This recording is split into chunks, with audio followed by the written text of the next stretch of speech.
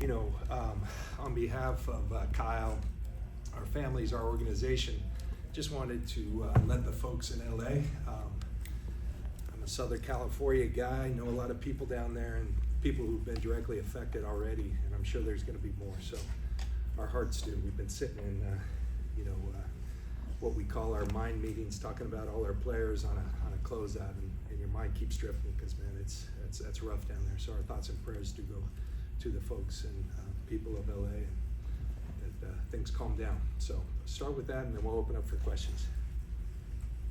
Kyle, can you talk about your decision with Nick and kind of what the overall plan is now for the defense coordinator position?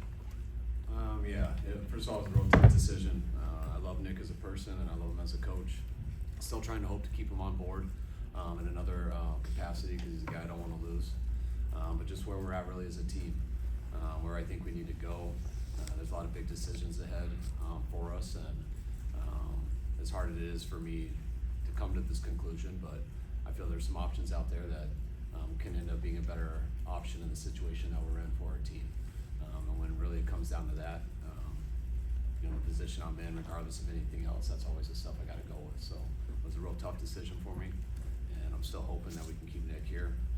But I do feel there's some other avenues that in the long run will be better for the 49ers. Are there internal candidates for both of those coordinator spots?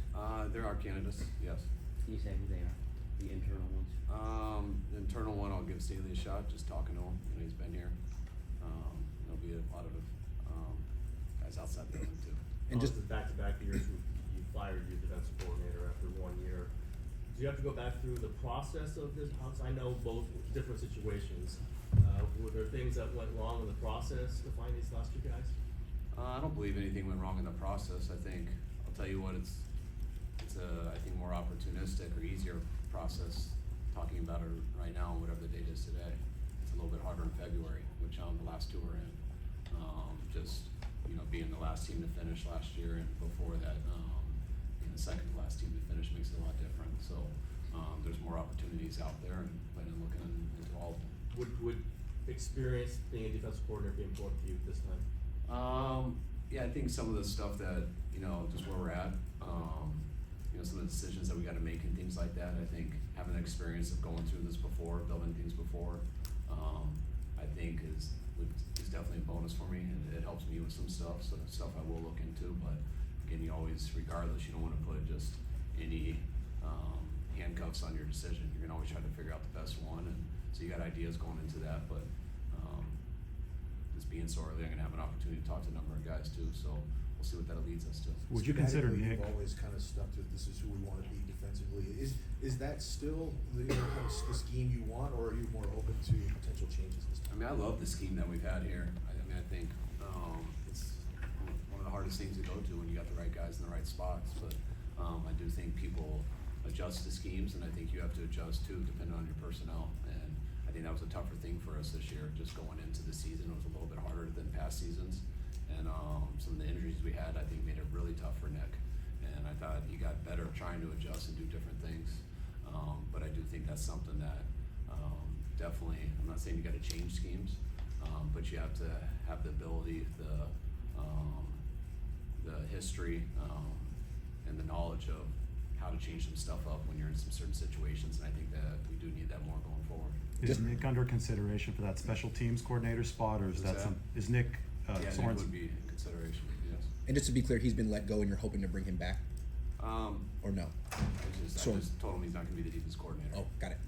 So he's under contract still, and I'm really hoping that he'll come back. But that's got to be something he and his family feel good about too, and the exact role that we end up carving out for him, which I'll work on here over the next few weeks. Coach, how challenging is that for him to go from being the defensive coordinator to being, I'm not saying just another assistant, but from being the defensive coordinator to moving back into a different role? I don't know. I haven't done it before.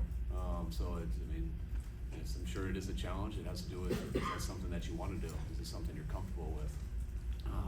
I know our building would be comfortable with it. I know our players would be comfortable with it. This was a tough year, but no, Nick didn't lose any respect or anything like that from any of our players or our coaches. And I think if you talk to anyone, whether it's with you guys in the media or it's just one-on-one, he's got a lot of respect for people, from people here, and does think he's a good coach. You know, I spent these last 2 days having exit interviews. It's been, you know, to go through these 2 days where all I do is just talk to people and you talk to everybody. Lots of good feedback on Nick, and I think the guys would be real excited if he was here next year. Is there any uncertainty about Trent Williams and playing in 2025 for the Niners? Trent's doing well. He's, you know, he had a bruise in the ankle joint, and it probably took a little longer than anyone anticipated. But sometimes that happens, and the good news is it's taken a positive turn. Trent's mindset is where it always is, and he's still very interested in being a great player that he is, and I think he's still got a lot left in the tank. So Trent's committed as ever, and we love having Trent Williams a part of us. Kyle, you mentioned options out there for the DC spot, also special teams coordinator. What are you looking for both spots? I mean, I'm looking for a guy who I think will fit with our team the best. I like to sit and talk to guys about our personnel. I want to obviously talk to someone about their plan schematically and what they like to do, but that's all great. What do you plan to do with our team? And that's what involves certain people. I mean, in terms of when they look at what we have, what they think we need going forward, what we got to go get. And so I want someone that kind of meshes with what I believe in, and but I also believe in that you got to fit to come up with the best thing possible that fits our situation right now. So that'll be talking about our personnel, the roster thing, a lot of things like that, and what their plan would be with it. And would you be open to someone running a different scheme from the past seasons? Yeah, I'm open to anything. John, Brock talked the other day about wanting to get an extension done as soon as possible. Do you have that same optimism that it can get done by mid-April when spring workouts start? Well, listen, I think what we know about Brock is that he's our guy. We've got, we have interest in Brock being around here for a long time. He's done so much for our organization. He's won big games, and had a little tougher task, as we all did this year, with some of the things that happened throughout the course of the year. We just never could string games where we were all together. And through that, he continued to lead. He continued to play at a high level. So we have every interest in him being around. The way this thing goes, these press conferences are necessary, but always kind of silly because Kyle's coaching. We spend time together all the time, and there's big issues that affect the team. But he's just getting off coaching. He's had his door shut for 2 days, doing exit interviews. We were just up, but we were talking about our players. We'll have some time here in the coming weeks to sit together and put our whole plan together. That's obviously a priority, that position, and we'll give it that attention. When you guys last sat up there, like in training camp, one of the big priorities you said was we have to have finishers this year. And you guys got outscored, I think, 165 to 88 in the fourth quarter. So what does that tell you about this team? What went wrong? Is it physical stamina? Is it mindset? Is it personnel schemes? What do you point your finger to? Yeah, you don't want to have excuses. A lot of our finishers weren't out there, and then on top of it, we still had opportunities. We still put ourselves in good position, and we couldn't get it done. So we have to own that as a team. That's why we're 6-11.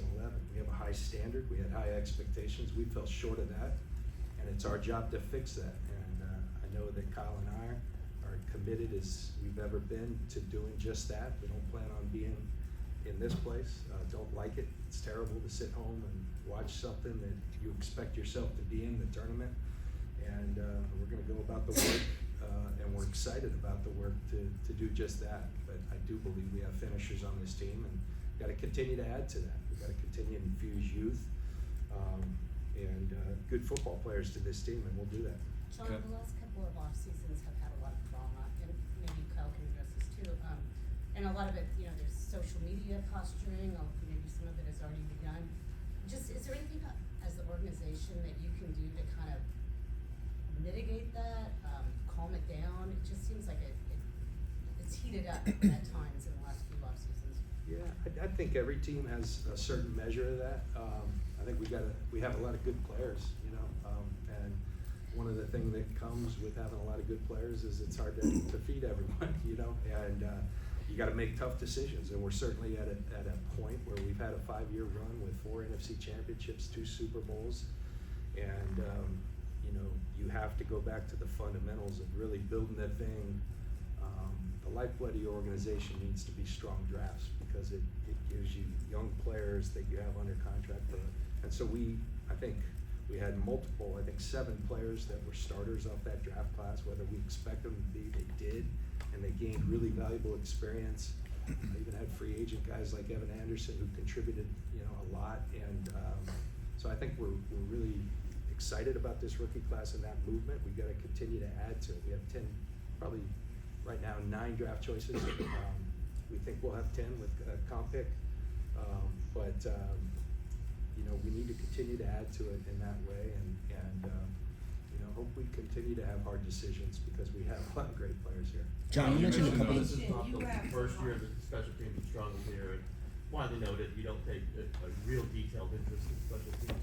Does that need to change a little, Kyle? Can you get more involved? Do you need to get more involved? I mean, what do you mean by I don't take interest in special teams? Well, you say you're not watching the kicker tryouts and that kind of. Well, I know they're offhand comments. Let I'm me not trying let to- me help Kyle there. I would tell you Kyle spends an inordinate amount of time with all phases of our team. Special teams is extremely important in the way we construct our rosters. The time is there.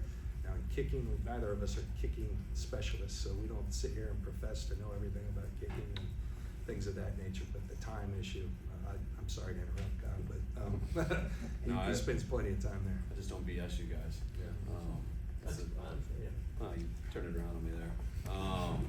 No, I just don't BS you guys with that stuff. But to say we spent some heavy draft picks on special teams players, which I think is an investment. We spent some salary cap on guys. Bringing guys like George Odom, having Flanagan fouls here these last couple of years, and that's bringing back those are special teams decisions. Spent a 3rd round pick on a kicker. Making special teams changes is why special teams is important to me because we do work at it. But it's wasn't good enough this year. I don't put that just on Brian by any means. Losing your kicker, losing your punter, when injuries do affect the roster, especially offensive and defensively. But it did affect the most with special teams, and I think that was unfair to Brian and a tough situation to put him in. But I do think it's an avenue we can get better in, and you can't change the whole thing out. And so Brian ends up being the fall guy for that, and I really appreciate him. He did have a real good 3 years here and worked his tail off and was very loyal to us and was a very good coach, and he'll bounce back on his feet and we'll be going against him soon, I'm sure. But special teams is part of football, and everything part of football is extremely important to us. John, you mentioned a couple of weeks ago that you wanted to find some. To make when it comes to guys that will, just period. Looking forward, you have some hard decisions to make when it comes to roster changes and coaching changes, right? So there are some videos circulating on the internet from the families of a couple players that would lead some people to believe that Drake Greenlaw knows whether or not he will be here or not. Has there been any conversation where he's been given a definitive answer of his future as a Niner? No, we don't even know, guys. We haven't spent much time together yet. I've had 2 days with exit interviews with players and coaches. Players don't know either. And that's what's hard for players. They're under contracts. They know when their contract's going to run up. That's emotional time for players, for their families, for wives, girlfriends, whoever it is, kids. Just like it is for coaches when I can't always tell them exactly what their future is going to be the day the season ends. It's tied to a lot of other people, and I know I've been on that side. I know wives are texting you all day asking what the deal is, and they don't believe that you really don't have an answer yet. And I know what they look like when you walk home through the door, and they're like, "What are we doing with our lives?" And you're like, "I don't really know." There's a lot of things that you want to solve so fast for people that is stressful for people sitting in our chairs. But you can't solve everything at once. A lot of things are tied together, and when you hear things like that or Greenlaw, like we're doing everything in the world we can to bring Greenlaw back. And we're not into losing really good players who are unbelievable people. So we're going to do everything we can to never lose really good players who are good people. But that's also a very hard challenge, very hard, and that's something that just to talk about in one meeting. There's too many things that connect to that: draft, free agency, roster, years, all that stuff, and it takes weeks, months to decide. John, I think the only thing I'd add to that, the communication with the players is what's most important. And I know I sat with Dre and always have great discussions with Dre. I know about his want to be here, and I know our want to have him here. And like Kyle said, there's realities and there's tough decisions and so many factors to all those things. But believe me, the desire on both sides is there. John, you mentioned a couple of weeks ago that you wanted to What was I gonna? Go ahead, Jake. You mentioned that the scheme, because of personnel, it was harder on Nick. When you look at the defensive line, I think the wide nine is coming to scrutiny. How much do you view, especially in the run game, the struggles there being schematic, and how much of it is personnel? I think it's a little bit of both. First of all, like, regardless of injuries or anything, like, this year is most disappointing to me because regardless of injuries, I feel we should have been a playoff team. And then you never know what happens in there. But when I go back to the hardest thing for me this year was those 3 games I've talked to you guys about. First one versus Arizona, first one versus LA, first one versus Arizona, second one versus Seattle. I thought we should have won those games, and we lost them at the end by our own mistakes, which means we would have been 8-2 going into week 11. And that was the hardest thing, and then we hit some real bad injuries, which were going to be tough. That's to me what made it steamroll to where we didn't have a chance to make the playoffs. So when I look at that stuff, like, that's the stuff that I feel we got to fix the most. And is that scheme? Is that personnel? I mean, that's football. You got to adjust. I mean, your scheme changes when people are getting hurt, when you can't do exactly what you want to do. It happens on offense all the time. You guys are going to see. I hear it from you guys, but I mean, the offense looks different when a different quarterback gets in there. It looks different when Christian McCaffrey gets in there. It looks different all the time, and that's how defenses can be too. But you have to build it that way, because it's really hard to just change something up in 3 days of practice. You got to have that foundation of how you implement it and where you think the season can go, and that's what you really truly try to build in the off season, and then in the training camp. And that's something I think we'll be better at building this off season, having a little bit more time to do it, being a little more prepared for it, because we saw where it went last year, and that starts with getting a coordinator in here who can help us map that out. And once we do map that out, it goes right to free agency and how to make sure we can get the best possible situation that we have out of the situation that we're in. And then it goes to the draft, and when that's over, all the guys are here, and then you get to work. John, along the same lines, you mentioned a couple weeks ago that you wanted to find the root causes for the down season beyond the injuries. In your mind, what do you feel those root causes were? Yeah, I think my point there was you don't just want to say it was injuries, because like Kyle just mentioned, we had games within our control. Despite those injuries, we were in position to win a lot of games. So I think you just want to dig deeper and you want to look at everything, and that's what we'll do. That's part of our process. That will always be part of our process. We can go more in depth this year. I think you always try to look for the positive in situations, and there isn't a whole lot of positive not being a playoff run. You have to make it a positive because we have this time. How are we going to use it? And I think we can focus a little bit more on where we want to go, where we want to evolve in both personnel, scheme, all these things. And that's what we'll do. We'll take advantage of the time. In a sense, it kind of energizes you to come back and have this time to really put our minds and our staff's minds together to come out with the best, to give us the best opportunity to compete going forward. John, you've been doing this for a while now, and you drafted Greenlaw and Jennings and Purdy and guys that are insane competitors. Did you know going into the draft those guys were insane competitors, and how do you find more guys like that? I can't say you always know. Like Jawan Jennings, we don't spend a lot of time watching like highlight tapes off the internet, but up in the draft meeting, someone said you should watch this highlight tape, and so we did that with Jawan, and it was insane. It really was. It was so you kind of had an idea of the type of competitor, and I smile when I talk about Jawan because I love the way he plays. I love the way he competes. You don't know on every player, but I think the process and the way we include everybody, the way we pair personnel staff with coaches, and the thorough process we have, it's a good process. So you find guys like that, and I think we're going to rely on that process and challenge to continue to get better. What we know is when we have consensus up there, we do really well, and we've done that, and we need to continue to do that. Kyle, do you plan to make any changes to the offensive staff? And related to that, I know Clay, you let him call plays in the last game. How did he do there, and do you expect his role to grow or shift within that structure? I thought he did an awesome job, and Clay's role is going to be the same as it's been, which has been the offensive coordinator. He just hasn't had that title yet. I mean, Clay's done as much as anyone on offense for these last 2 years. So this is his second year doing that, and he gets better and better each year at it. Just hasn't had the official title yet, and now he'll get the official title, which he more than deserves.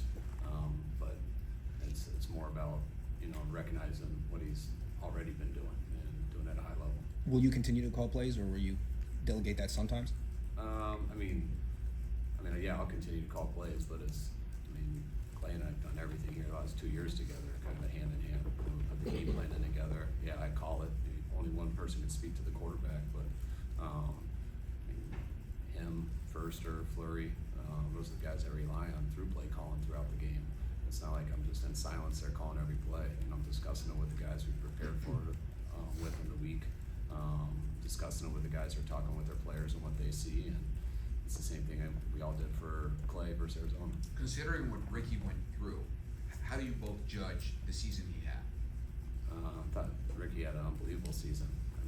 I know the gunshot wound is the biggest, obviously, but I've never had a rookie player miss all of OTAs and training camp, and have much of a successful rookie year. And it's tough to do that.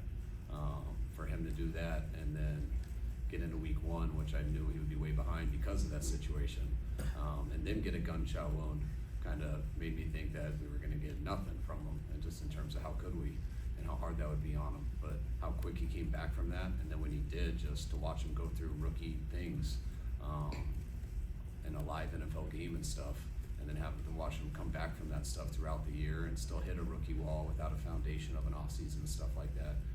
I thought it was a huge success for him this year. I'd agree. You have these exit interviews, and you always take away impressions. And the coolest thing, some of these rookies are typically they're just done. You think about it, long college year, right to combine training. You get drafted, you go OTAs, all that. Ricky, one thing he said to me, Mr. Lynch, I just want to keep playing because I feel like I'm just getting my feet underneath me. So that's really cool that he has that excitement, and he's going to use that. I said, now the key is you use that to motivate you through this offseason. And the best players, they don't ever take a rest. They shutter down the intensity and things like that, but they never rest. And so his mindset, I can tell, is right. He's a really good football player. Proud of the way he handled a lot of adversity, things that nobody could anticipate, and worked through it. And I think we're going to have a really good football player. On that note, behind the scenes, we talked to Mooney kind of for the first time yesterday since what happened to him, Trent and Chris Furster and Ricky. You guys had a lot of things that are not typical, pretty brutal behind the scenes.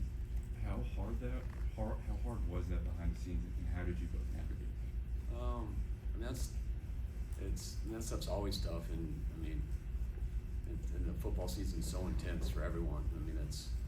That's why anyone who's really been my friend over the last 20 years realizes you're not going to know anything about them for about 7 months, because we kind of go into a hole and you get caught up in the season and all that stuff. But we all do have families and stuff out, and that does weigh on people. But you still got to come and you got to do your job. But that stuff is hard, and you watch guys go through it, and it's I think you don't like to watch anyone go through something tragic, but you really watch how impressive people can be going through that stuff. It's when you watch people really grieve and things like that, you realize that's the hardest thing all humans have to deal with. But then to watch people who are grieving so badly and still have to come into a room and then go perform at a high level, which is a whole different type of pressure, and to watch them handle it and get through it, you realize how much stronger some of this stuff makes those guys, and then inspires guys around them, and it does make you closer at times. But I think our stuff was pretty documented this year. But there's stuff like that every year. Maybe not quite as big, or as many of them, but a lot of teams deal with that stuff, and we've been through a number over these years. And just going through it with Chris Furster and his wife last year, just for passing away a week before the Super Bowl and things like that, and going through it with Johnny over the years, when him battling his cancer and things like that. Everyone has those tough moments in life, but when you have to do it through this, it is unique.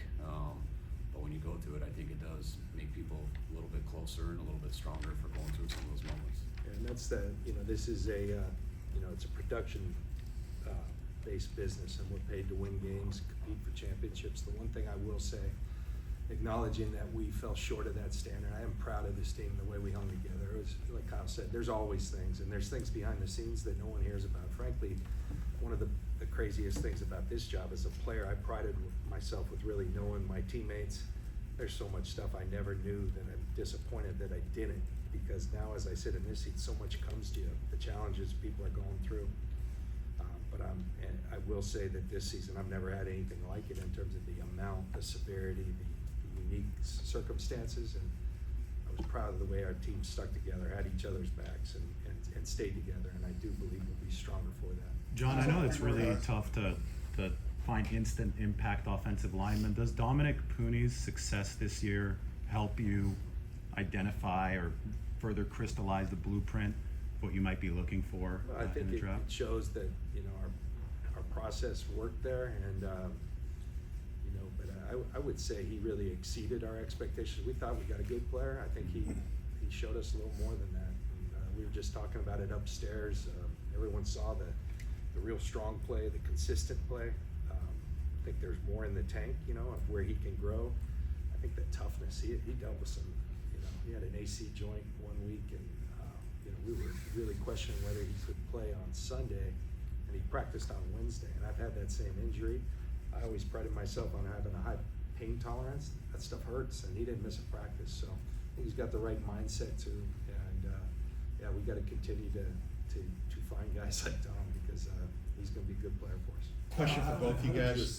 Kyle, how would you assess Brock's performance this year, and how important is it for you to have him back, in time for OTAs, just given that he's the quarterback and won't go through all the process with you? Yeah, definitely. It's important to have our whole team back for OTAs, and it's actually, last year, it was like 8 weeks after our last game that our guys needed to be back for voluntary work and stuff, which I think is real important. And the year before that, it was like 9 or 10 weeks. So these last two, and then when we all got back, it was like you could tell we all were back, but we wish we had a little bit more time. And when I look at a calendar now and realize we have 14 weeks until we need to get back, like I expect everyone to be ready to go and excited to really get this going and play some football. And that starts with Brock. Like Brock is the leader of our team. I've loved these 3 years with Brock. I plan on being with Brock here the whole time I'm here. So Brock's been a stud. He's a guy I got a lot of confidence in, and just as a human. But it starts with what he's done in the field these last 2.5 years, and capable of winning a Super Bowl with them. We just almost did, and I know he's capable of getting the Niners Super Bowl in the future. John mentioned a 5-year run for if you championship. I know he wasn't saying that's it, but do you think you need to kind of set the stage for another kind of era or another refreshing kind of what's been going on? Like what went on there was really good, and now it shifts a little bit. Yeah, I think it shifted in that time also. I think we went to the Super Bowl in 19, and the next time we went, we had, we went in 19, we had a rookie receiver and a veteran receiver, and Debo and Emmanuel. The next time we went, we had BA. First time we had a different quarterback. And 4 years later, it's Brock. I think we did have different guys on defense. I think we look at, I don't remember the numbers, but I feel like there was like 8 guys who played in the 19 Super Bowl. So I think we have already done that. And I think we've got to do it again, without a doubt. I think when you do come up short, like we did on February 11th last year, I do think in the offseason when you know how close that could have been, and it just comes down to a couple plays, and everything you want to think about is how to make that up, because you do believe you can do that again. And I think that's when people talk about windows and stuff like that, and I think that's how we did spend our offseason, trying to look at how we could come back and make that game up and get to that point this year and pull it off. And we took our best shot at that, and it didn't go right. And now we're going to do it again. Does that mean like every thought is to try to get to that right now? I think whenever you think that way, you're selling your organization short. You got to always think right now, but you got to think big picture too, which to me in football is always on like a 2 to 3 year time frame. And I think we've been doing that really since we've been here. We've never fully sold out for that year. And but we always want to be competitive and feel like we have a chance to do that. And we felt that way about 5 years in a row, and we've gone to it twice, and I feel like we had very good opportunities to win both of those games. And that's the thought process we're gonna have every year. What did you both Take two more, learn guys. as a coach, a GM, about yourself and about the team with the whole Devondre Campbell episode? What did we what? Was it- Learn about yourself as a coach and a GM. What I already knew. That's something that we don't roll with, and it was hard to stomach, and once we saw it, we were done with it. Question for both you guys. You know, you guys have been doing this a while together now, and you guys know the way football is. You know, when you lose, it's a brutal game, and yet you guys don't point the finger at each other. The discussion's always like, do we have enough talent? Was it coached well enough? How do you resist the urge to fracture? How do you stay united through the pressure of this whole thing? I think that's why I really wanted him to be here with me. I mean, John got in this for the right intentions. It was to try to put together a team to win a Super Bowl, and that's what he's committed to. That's really the simplest way that everyone says, you know, but like in this business you always go through hard times, but it's never just coaching, and it's never just personnel. It's everything. That's why there's never a quick answer, like on anything in football. There's 22 variables out there every play. There's a long season. There's lots of scheme that's involved. There's lots of talent that's involved. There's lots of just random stuff with injuries, referees, like schedules, weather. There's so many things that goes into play. And if you're in an organization where people's number one concern is surviving, which that doesn't mean they're a bad person. There's a lot of people who don't like to move their families, and there's a lot of pressure on people in that way. But when you know the character of a person and why people get into it, like John's not ever going to do something or talk in a way just to survive. And anyone who knows how I am, like I'm not like that either. Like you're not going to make a decision just to scapegoat someone or just to survive. It's hard to in this business because it's a cutthroat business, and it's hard to tell your family to move and things like that. But that's to me that's why John is who I wanted to work with, because I knew why he was getting into it, and those are the things. And I also knew what we were going to have to go through for a little bit, especially our first couple of years. And anyone who says they're going to be a certain way, when you go through those hard times, it's human nature. It's a little bit tougher to be that way, and that's why I feel so fortunate in just the situation I am in with someone like John, with someone like Jed, with how his parents are. Like it's just, I've never sat like I can always just tell what I think from a football standpoint, and I know I'm going to get from John what he thinks from his football standpoint. It's not always the most fun answer. You got to admit a lot that you didn't do right, but that's the truth of it, and that's the only way that you can consistently overcome things and find a way to consistently be successful. I would just say it's respect, and respect is earned, and we felt alignment when we came in here, and that's only strengthened since we've been here, and that's not always the case, and it's not just blind loyalty and blind trust. It's earned every year. It's earned every bit. What I know about Kyle, he's a good person.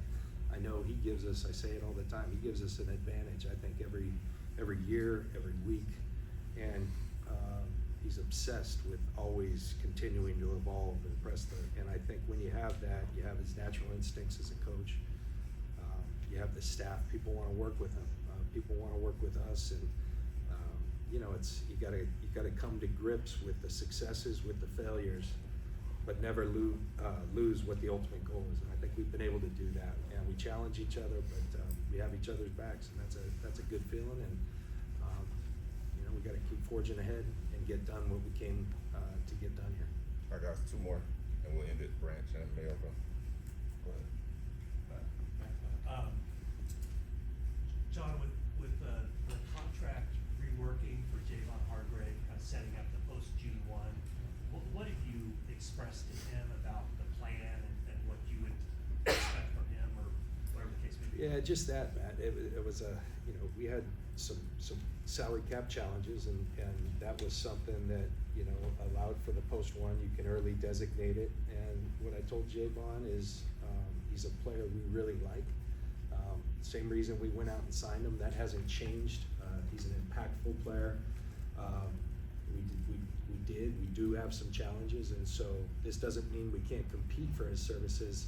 It allows him, though, rather than waiting until post-June 1 and being SOL because free agency already happened, it gives him an opportunity to go see what his market, and that may include us. So we'll get into our plans. We know Javon, who he is.